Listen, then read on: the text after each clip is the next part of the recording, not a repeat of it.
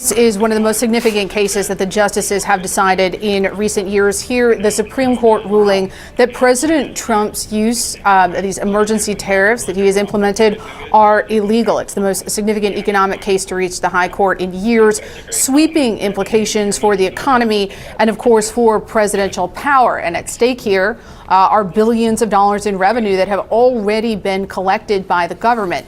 Pamela Wolf, the other significance here is that this is the first time that the 6-3 conservative court has ruled against President Trump in one of these major cases that have gone before the court since he returned to power in January. Now, we are still going through this case, but this is something we have been waiting for. The court said that it would take up this case on an expedited basis. Welcome back, everybody. This is Adam, a judge, has dropped a devastating ruling against Trump so severe that his resignation is now inevitable. The narrative is everywhere, but the actual reality requires careful verification beyond the dramatic headlines. This story sits at a dangerous intersection where real events and dramatic exaggeration have become tangled together. Separating the actual truth from the fiction is more important than almost anything else right now. Let me be absolutely clear about what is real and what is not. There are real, devastating rulings against Trump. These exist, they are documented, they are significant. The Supreme Court tariff decision is real and genuinely consequential. The federal worker litigation that sent shockwaves through the government workforce is real. The accumulated legal defeats across multiple domains of his agenda, the contempt findings, the investigative records, the preserved evidence, all of that is real. Trade Court ruling against President Trump's new global tariffs. Megan Casella joins us this morning now from Washington as well to discuss what's just happened. Good morning. Good morning, Andrew. A setback here for President Trump's tariff agenda. The Court of International Trade ruling late on Thursday that the 10% across-the-board tariffs are unlawful. So remember, these were essentially President Trump's replacement tariffs. He imposed these only after the Supreme Court invalidated the IEEPA tariffs in February. So the president used what's known here as Section 122. It allows for tariffs to address for balance of payments issues. The White House had argued in court that that meant that they could be used to address the trade deficit. The Court of International Trade, though, in a 2-1 ruling saying that the statute does not give President Trump that authority.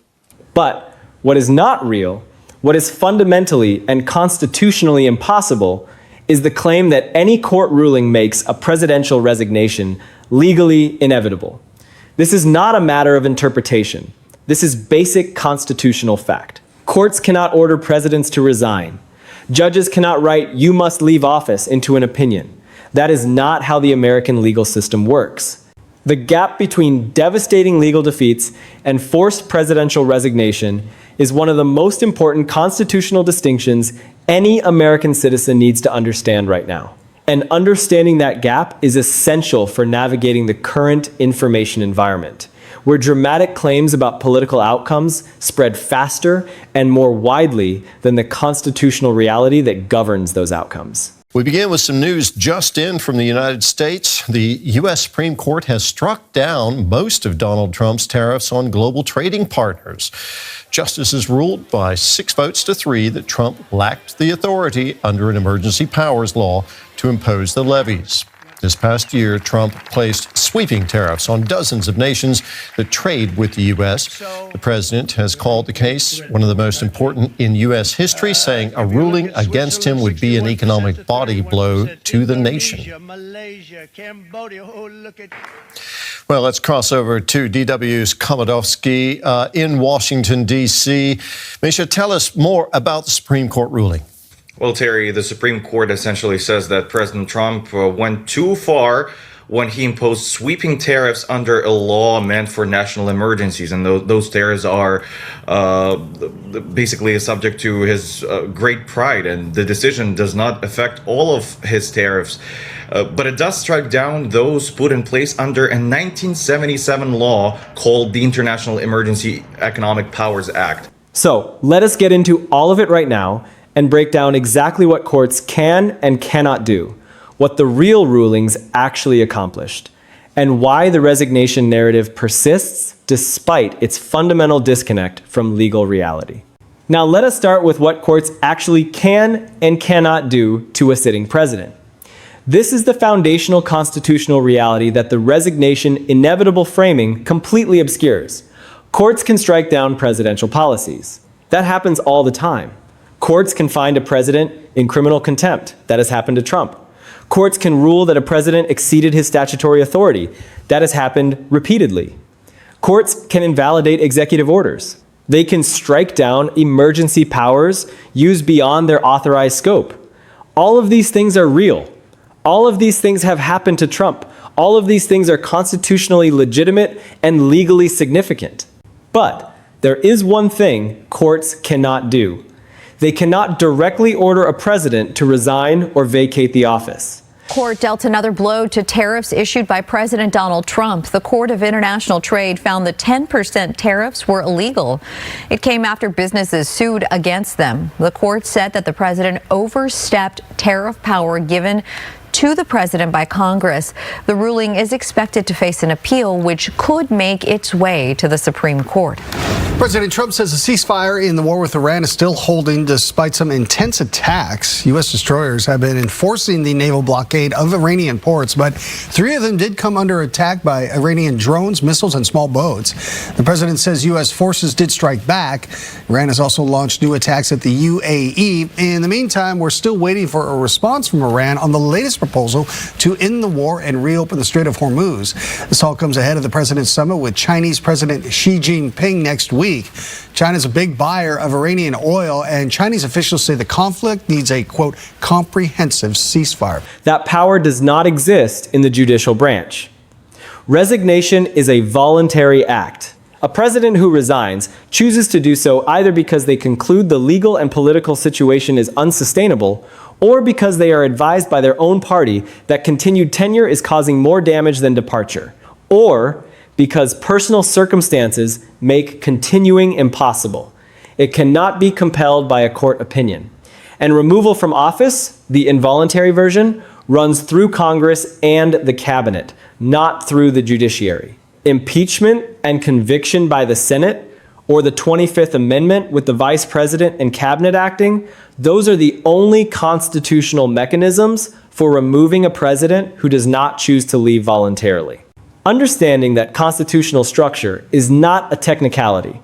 It is the entire framework that determines what devastating court rulings can actually do to a presidency versus what can only be done through political action. And this distinction is consistently ignored by the content that generates the resignation inevitable narrative. The people producing that content are taking real court rulings, real legal setbacks, real constitutional defeats, and then extrapolating to a conclusion that the rulings themselves cannot support.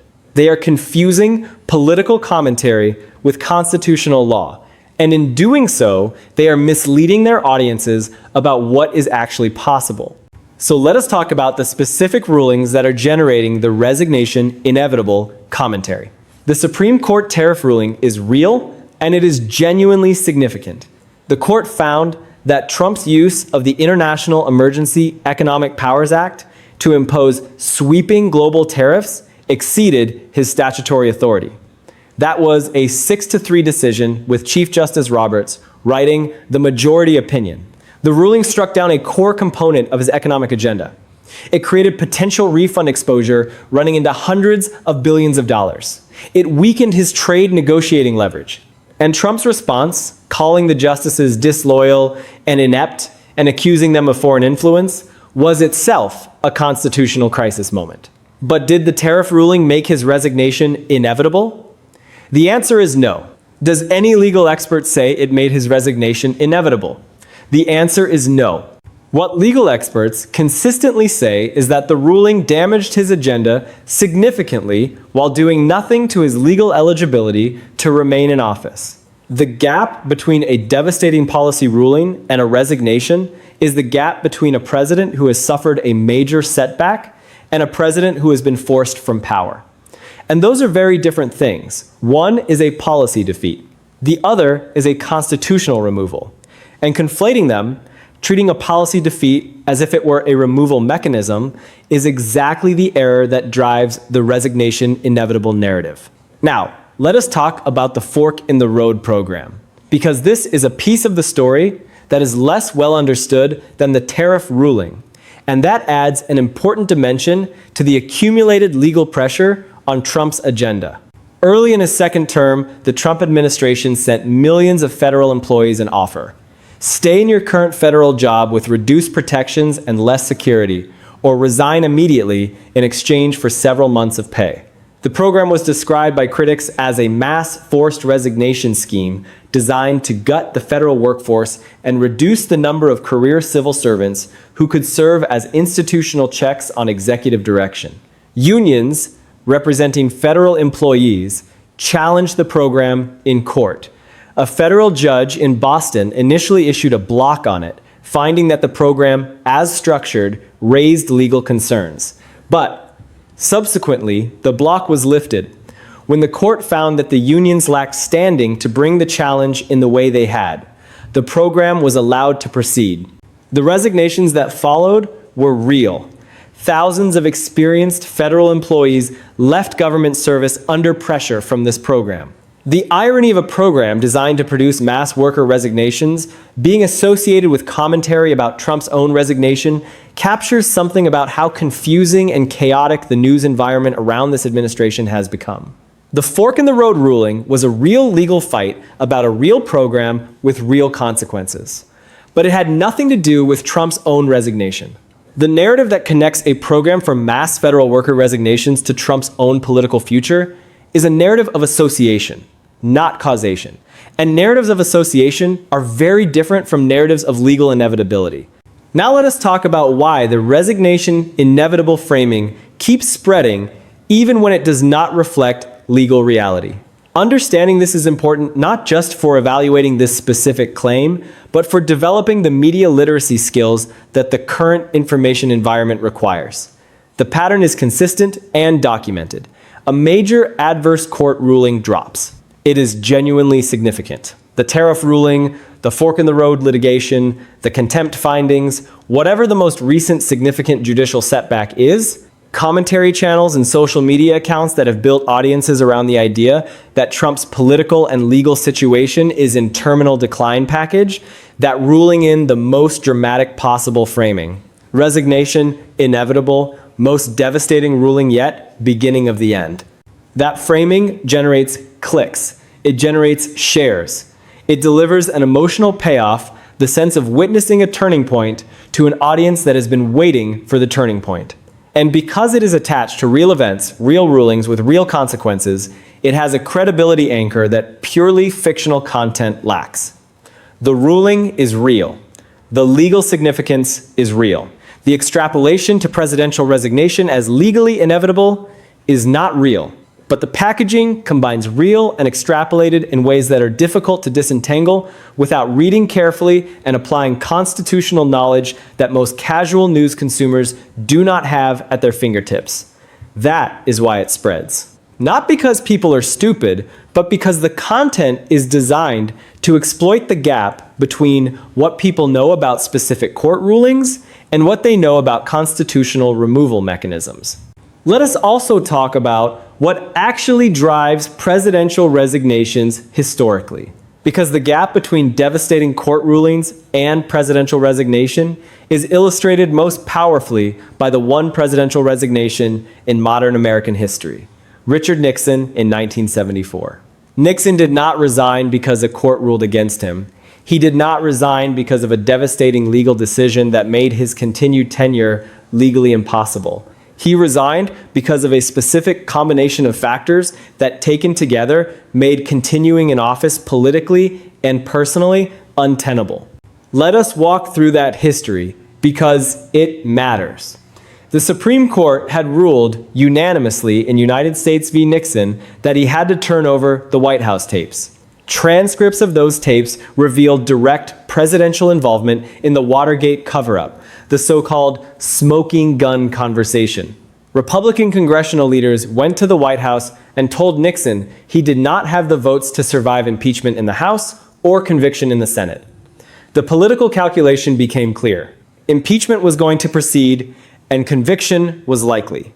Only then did Nixon resign. Not because a court made resignation legally mandatory, but because the combination of devastating evidence, loss of political support from his own party, and the near certainty of impeachment and conviction made resignation the only rational political choice. That is the template for presidential resignation in the face of legal and political pressure. And the current Trump situation, as damaging as the court rulings have been, has not reached the specific combination of factors that produced Nixon's departure. The court rulings have been devastating to his agenda, but Republican congressional support has not collapsed in the way Nixon's did. The political calculation that made Nixon's resignation rational has not yet materialized for Trump. And until it does, the comparison between Nixon and Trump remains a comparison of legal pressure without the political collapse that made Nixon's resignation inevitable. Now, let us talk about what the accumulated legal defeats actually do to a presidency, even when they do not produce resignation. Understanding the real consequences of the rulings is important, and it gets lost in the resignation or nothing framing. The tariff ruling weakened Trump's trade policy leverage and created massive financial uncertainty around his economic agenda. The contempt findings in the hush money case created a documented record of a president defying court orders that will follow him and his political legacy for the rest of his career. The Supreme Court ruling striking down various applications of emergency powers established constitutional precedents that limit not just Trump, but every future president who might try similar statutory stretches. The investigative records obtained through various subpoenas and investigations exist as preserved evidence that remains available for future legal proceedings. All of those consequences are real. None of them add up to inevitable resignation. But all of them matter significantly for how this presidency is understood, how its legal exposure evolves over time, and how the historical record of this era is ultimately written. The focus on resignation or nothing in the commentary environment around Trump's legal battles actually understates the significance of what is happening. The rulings are consequential even when they do not produce the outcome that the most dramatic framing predicts. Let us also think about the pattern over Trump's entire political career. Because this specific episode, devastating ruling, resignation, inevitable commentary, Trump remains in office, has repeated itself so many times that it is worth naming the pattern explicitly. In Trump's first term, there were devastating immigration rulings, devastating census rulings, multiple judicial defeats on executive orders and emergency actions. Calls for resignation followed each major defeat, and Trump remained in office through all of them. In his second term, the tariff ruling has joined a long list of significant legal defeats that generated resignation commentary. And Trump is still in office, still generating new controversies, still finding ways to continue operating despite the accumulated legal pressure. That pattern does not mean the legal defeats are insignificant. It means that devastating court rulings by themselves are insufficient to force a presidential resignation. And assuming that they will produce resignation leads people to consistently misunderstand how durable presidents can be in the face of legal pressure. The lesson of the Trump era is not that courts are powerless. Courts have constrained his agenda in significant ways. The lesson is that the distance from constrained agenda to forced resignation is much larger than the resignation inevitable framing suggests. And closing that distance requires the political mechanisms, congressional action, cabinet action, voluntary choice that courts cannot substitute for. Now let us talk about what the normative argument for resignation actually is, and why it is different from the legal argument. Because there is a legitimate version of the resignation conversation that the inevitable framing obscures. Serious political commentators, people who are not simply generating viral content, have made the argument that Trump should resign based on the accumulated weight of his conduct. That a president who has been found in criminal contempt of court 10 times, who has had his economic policy struck down by the Supreme Court, who has conducted military operations without congressional authorization, who has been found guilty of 34 felony counts, who has generated constitutional alarm across multiple domains simultaneously, that such a president should have the judgment and the decency to recognize that his continued presence in office is damaging to the country and the institution. And that resignation would serve the national interest better than continuation. That is a normative argument, an argument about what should happen based on values and judgments about the public interest. It is a legitimate argument that people of good faith can make and debate, but it is not the same as the claim that resignation is legally inevitable because a judge issued a devastating ruling. The normative should is different from the legal inevitability of must, and conflating them, building content around the inevitable framing when the actual argument is the normative should, is the specific form of dishonesty that makes the viral content around this story misleading, even when it is attached to real rulings. Now let us be completely clear about what is real and what is not. The devastating rulings are real, and their consequences are significant. The Supreme Court tariff ruling struck down a core component of Trump's economic agenda and created potential refund exposure running into hundreds of billions of dollars. The fork in the road litigation involves real legal fights about a real program with real consequences for the federal workforce. The contempt findings in the hush money case are documented and on the record. The classified documents investigation found 300 classified documents, including some commingled with business records. These rulings and their consequences are genuinely significant and deserve serious coverage. The problem is not that they are being reported. The problem is that the reporting is being packaged with a resignation inevitable framing that goes well beyond what any court ruling has actually established. No court can make a presidential resignation legally inevitable, and no court has. This is the foundational constitutional point. Courts can strike down policies. They can find presidents in contempt. They can rule that statutory authority has been exceeded. But they cannot order a president to resign. They cannot make resignation legally compelled. The only constitutional mechanisms for involuntary removal of a president run through Congress and the cabinet.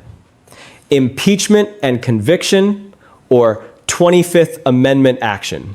Voluntary resignation requires the president's own decision that continuing is no longer viable or worthwhile. No court ruling changes that constitutional structure. And understanding that structure is essential to evaluating what the devastating rulings can actually accomplish versus what the political mechanisms would need to accomplish to produce a presidential departure. The pattern of resignation, inevitable commentary, followed by Trump remaining in office, has repeated itself many times and should calibrate expectations.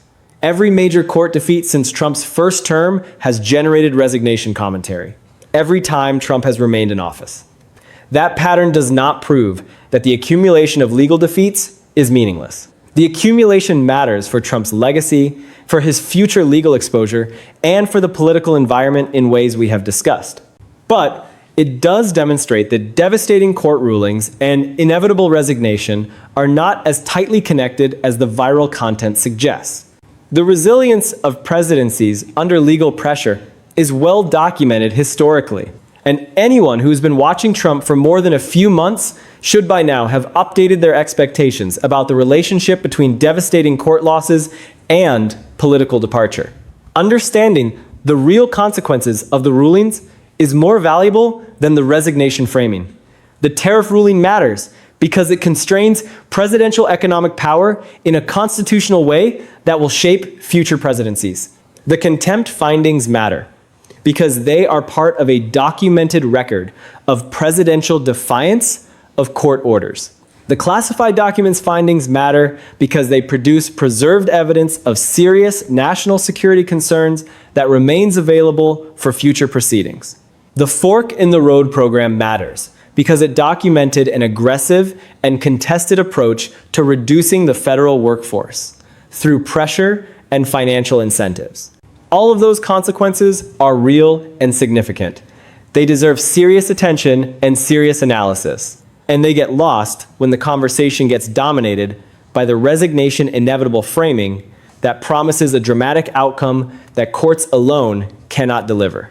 The truth about what these rulings actually accomplish, constraining power, documenting conduct, establishing precedents, preserving evidence is both more complicated and more lasting than any single dramatic resignation moment could be. And that truth is what we are going to keep covering right here. Because the real story of what courts can and cannot do to a presidency is one of the most important stories in American politics right now.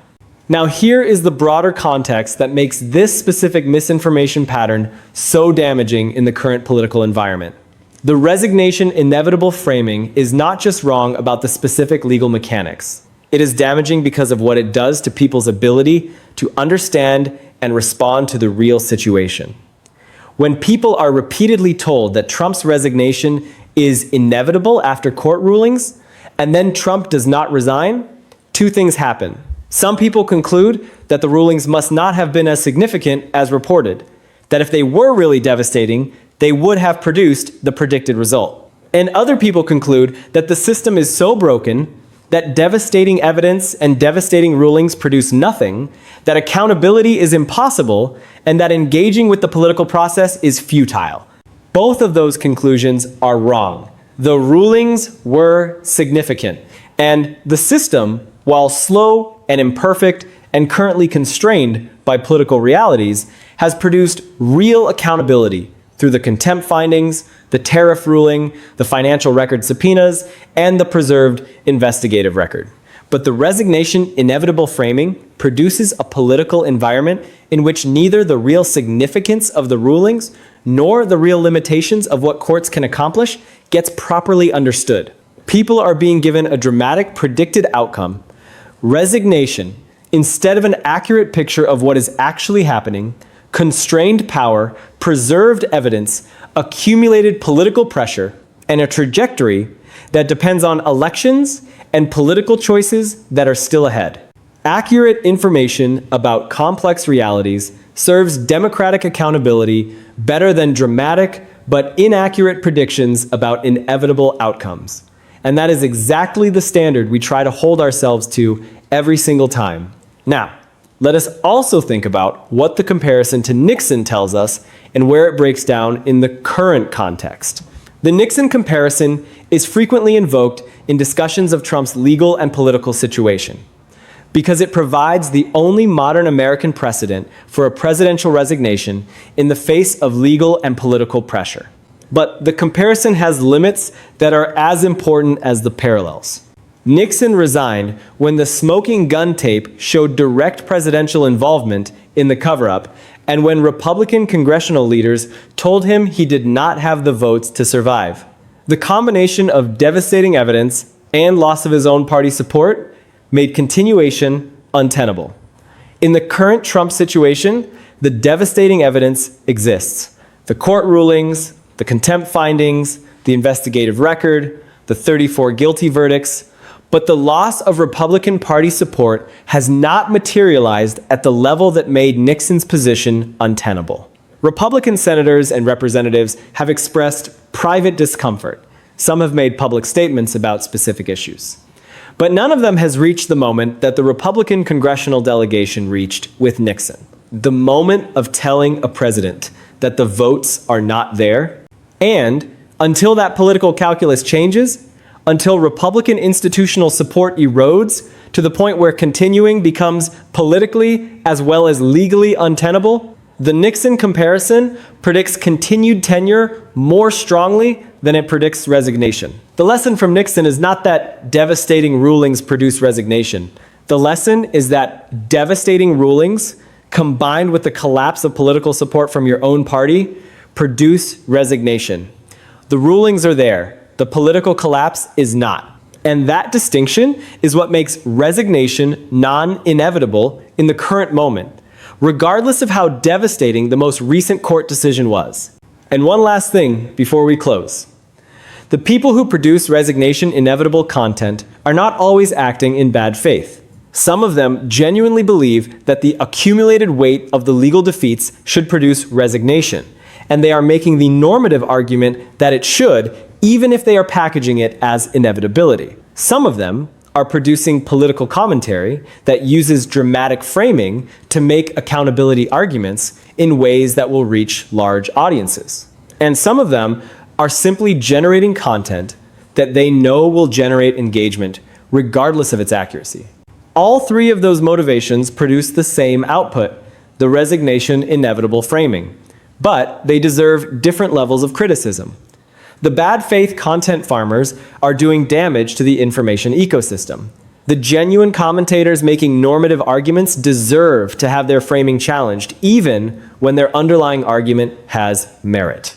And the political advocates, using dramatic packaging, should consider whether the long-term cost of their audience's repeated disappointment when the predicted resignation does not materialize outweighs the short-term engagement benefit. Because trust once lost through repeated inaccurate predictions is not easily rebuilt. And the communities of people who want to hold power accountable need to trust the information sources they rely on. That trust is worth protecting, even when the dramatic framing is tempting, even when the story is moving fast, even when the rulings are genuinely devastating. The truth accurately described will always serve accountability better than a prediction that proves wrong. And here is the practical guidance for everyone watching who wants to stay informed without being manipulated by the resignation cycle. First, when you see a headline claiming a court ruling makes Trump's resignation inevitable, the first question to ask is whether any legal expert is saying the ruling compels resignation as a legal matter. If the answer is no, and it almost always will be no, the inevitable framing is political commentary dressed up as legal analysis. Second, evaluate the significance of the ruling on its own terms, separate from the resignation framing. The tariff ruling was genuinely enormous in its policy consequences. The contempt findings are genuinely documented and significant. Judge the rulings for what they actually did, rather than for whether they produced the predicted dramatic outcome. Third, understand the difference between the normative argument Trump should resign based on his conduct and the legal claim Trump must resign because of this ruling. Both can be expressed and both deserve engagement. But they are different arguments, and conflating them confuses both. Fourth, track the political indicators that actually matter for whether a voluntary resignation or forced removal ever becomes viable. Republican congressional support, internal Republican political calculations, the approach of the 2026 midterms. Those political factors, not court rulings alone, are the ones that determine whether the accumulated legal pressure eventually produces a political breaking point. Following those factors gives you a much more accurate picture of where things are actually heading than following the resignation inevitable cycle that activates after every major court defeat. That is how you stay genuinely informed in an environment designed to manipulate your expectations, and that is what we are committed to helping you do.